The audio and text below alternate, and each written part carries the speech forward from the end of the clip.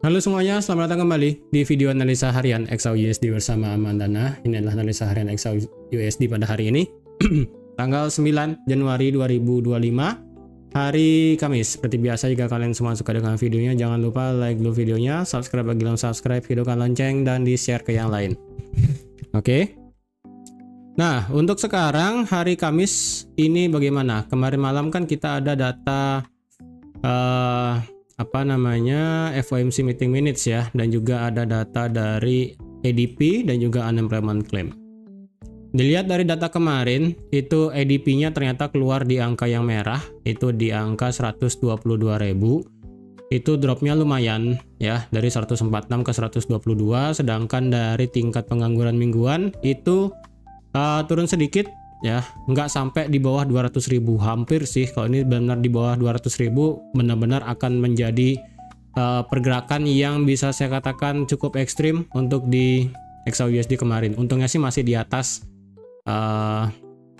masih di atas 200.000. Nah, untuk kemarin masalah FOMC meeting minutes sebenarnya sih saya belum baca ya, jadi coba kita lihat sebentar ya. Kemarin ada nggak hal penting pada saat FOMC? Nggak ada. But the effect of potential trade and immigration policy change, nggak ada. Ini sih ya, participant indicate that the Fed was at or near the point at which it will be appropriate to slow the pace of easing. Jadi partisipasi dari anggota FOMC itu menyatakan bahwa sudah mulai dekat dengan titik poin di mana untuk nge-slow untuk potong suku bunga, yang dimana berarti akan ada yang namanya titik netral dari suku bunga di Amerika. So far sih di sini ya. Kemudian diperkirakan tidak akan merubah suku bunga karena ditakutkan akan ada risiko dari pertumbuhan dari inflasi. Appropriate to lower target range by 20 basis point at December meeting. Ya, nggak ada perubahan apa-apa sih ya, nggak ada efek apapun. So far sih yang saya bisa katakan seperti itu. Kemarin FOMC itu kan jam berapa ya? Kemarin itu jam 3 ya. Market drop kemarin itu jam 1. Kemarin sih sebenarnya di sini kalau ada yang ambil posisi buy pada saat saya live stream itu kan ada yang kayaknya nge-buy di sini ya. Di 2649. Untungnya sih kalian semoga sudah close di 2654 ya. Karena market dari H1 dan juga M30 itu tidak close di atas 2654. Jadi kalau ada yang kemarin kayak ada yang nge-buy di sini di 2649 pada saat saya live itu kan. Semoga close di 2654 karena marketnya di sini drop lagi ya, menyentuh area supportnya lagi di 2646. Kemudian ada bullish engulfing di M15, di M30 dan H1, benar-benar ada rejection panjang juga. Ini marketnya langsung lari ke atas ya. Lari ke atasnya pun cukup tinggi ya, sampai di 2670, hampir 2670 sebenarnya. Oke, untuk sekarang berarti apakah kita bisa ambil buy atau sell lagi? So far sih sekarang tetap ambil buy ya, tidak ada perubahan. Coba kita lihat kalender dulu, hari ini ada apa? Kalender hari ini kita tidak ada berita apapun hari ini ya, sepi. Coba kita versi detail nanti malam, hari Kamis. Nanti Kamis itu ya cuma ada Challenger Job Cut sama Fed Harker Speech, itu doang sih. New York Fed Treasury Purchase nggak juga. Bill Auction, oh Fed banyak sih ya. Nanti subuh itu mungkin tepatnya hari ini sampai subuh itu kita ada 1, 2, 3, 4, ada 4 anggota The Fed yang akan memberikan note ataupun komentar ataupun speech.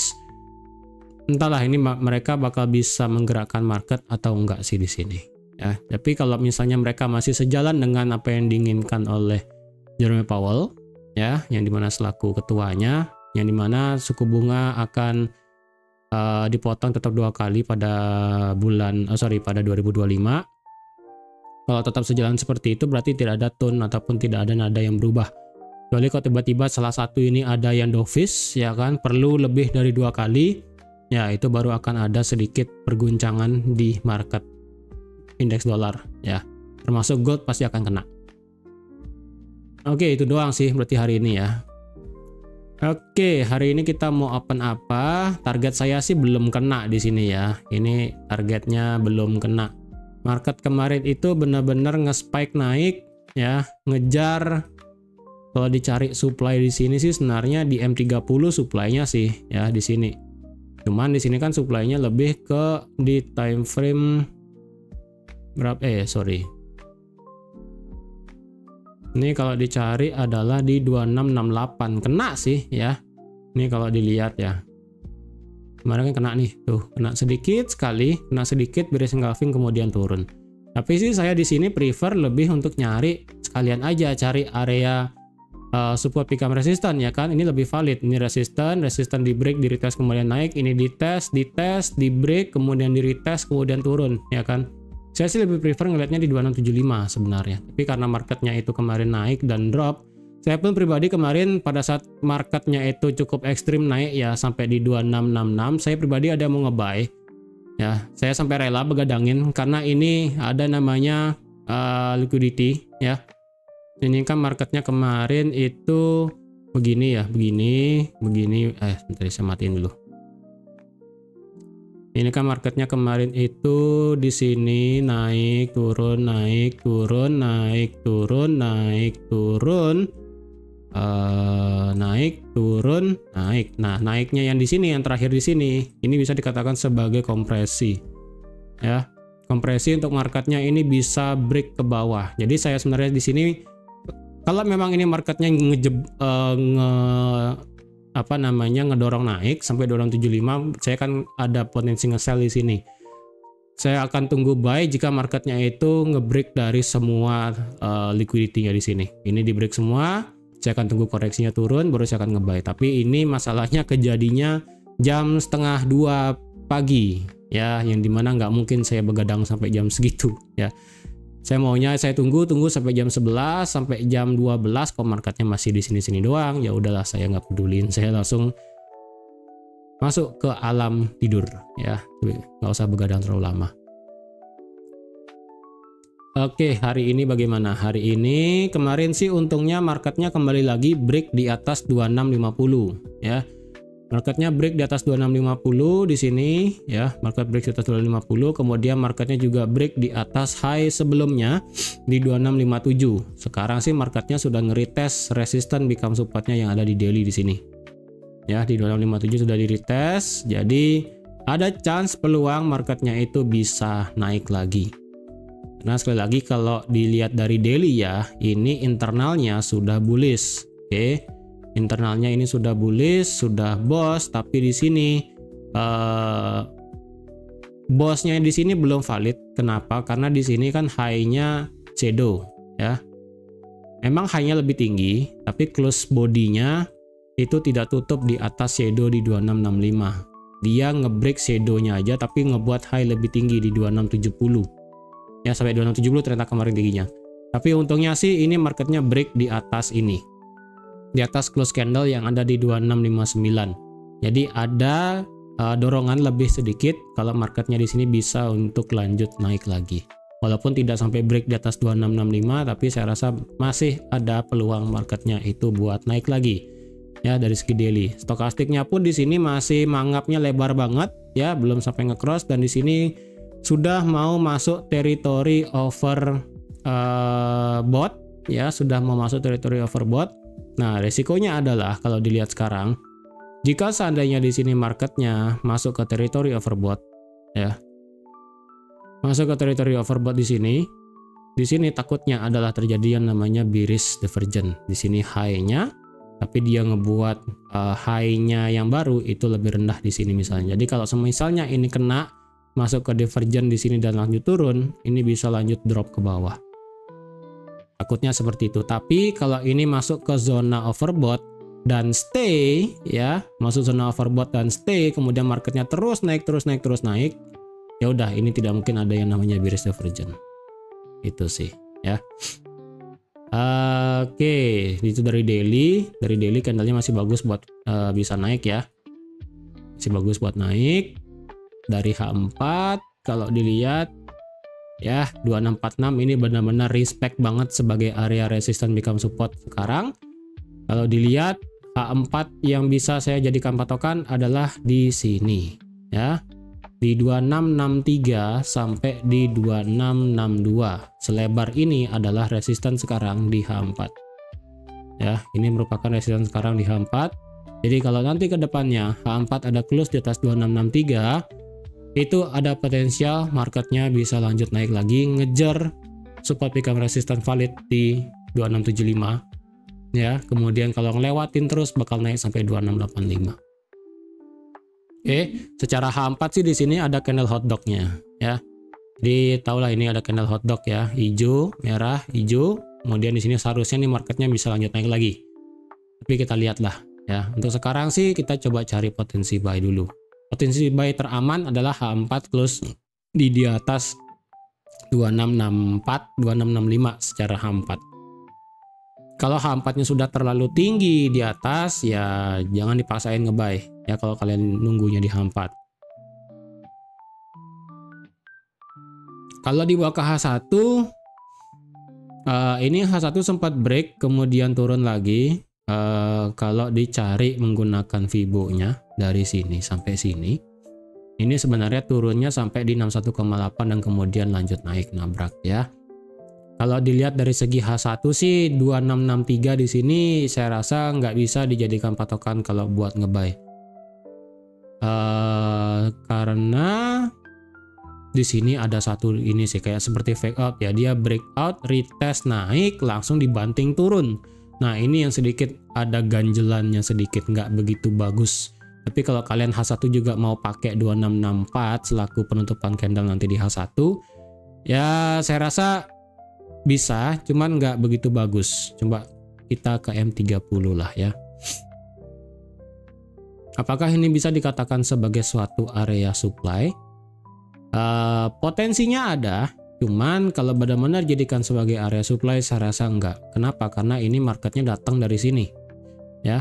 Market datang dari sini ngebuat high lebih tinggi daripada ini, tapi ketika dia turunnya gagal buat ngebreak ini ya, gagal. Dan marketnya sekarang reverse naik. Jadi kalau nanti marketnya ini naik lagi, ada nabrak di sini flat atau nggak turun sedikit, dia bakal bisa lanjut naik lagi itu ya. Jadi untuk di teritori ini sebagai supply saya rasa potensinya ada sebagai area supply, cuman untuk di sell di sini sebaiknya jangan. Better nge-sell nanti di sini sekalian 2675 atau di 2685. Udah itu doang sell yang bagus sebenarnya. Kalau sell di sini kemarin ya bisa, tapi saya pribadi pun nggak nge-sell juga di sini. Karena masalah waktu ya, ini sudah jam 12:30 juga, saya juga nggak berani nge-sell di sini. Oke, kalau nge-buy di mana? Kalau dilihat di M30 ada nggak support yang bisa kita pakai untuk di buy gitu kan ya. Sebentar, coba kita ke H1. Untuk H1 ada minor supportnya nih ya. Di H1 memang valid support ada di 2646. Untuk minornya saya pribadi kayaknya pakai di 2653 lah ya. 2653 sebagai minor supportnya. Di sini ya. Di sini sebagai minor support di H1 di harga 2653. Ya, jadi kalau 2653 masih intact ya, kalian masih bisa open posisi buy. Kalau di M30 bagaimana? Di M30 rada bias sedikit di 2653, cuman masih bisa dipakai karena ini kan close candlenya pas di sini. Di sini ada seperti fake out sedikit, drop, breakout, benar-benar breakout, kemudian marketnya lari. Jadi ini bisa dipakai lah sedikit ya 2653. Makanya di sini saya katakan minor, bukan valid. Yang valid di sini ya tetap 2646. Ya. Untuk dicari support terdekatnya lagi ya, di antara 2663 atau 2664 sampai 2653 ada nggak support lagi di tengah-tengahnya. Kalau di tengah-tengahnya lagi untuk sekarang adalah ini di M30 coba ya. Di M30 nggak begitu kelihatan. M15 harusnya di sini. Di sini di 2657, tapi kalau kita geser ke kiri nggak begitu ada banyak sih. 2656. 2656 di atasnya di sini 2658. Di atasnya lagi 2660. Coba 266 berapa ya? 85 lah ya. 85 kalau dilihat di M30 oke sedikit. M15 M15 sih di sini lebih bagusnya. Tapi 57 aja lah ya kita pakai ya biar gampang angkanya. 57 di sini. Kalau di M30 nggak begitu kena, M15 kena, M5 kena. Ya berarti 2657 sampai 2656,5 lah. Ini ya saya bikin kotak aja lah ya. Saya bikin kotak aja deh. Ini minor juga ya. Ini minor juga masalahnya. Nah, ini minor juga di sini. Oke, ini minor juga. M15, M5. Oke. Jadi kalau dilihat di sini seharusnya sih di sini nggak ada gap lagi ya. Coba ya sebentar. Seharusnya sih di sini nggak ada gap lagi. Iya, ini marketnya sudah normal, tidak ada gap.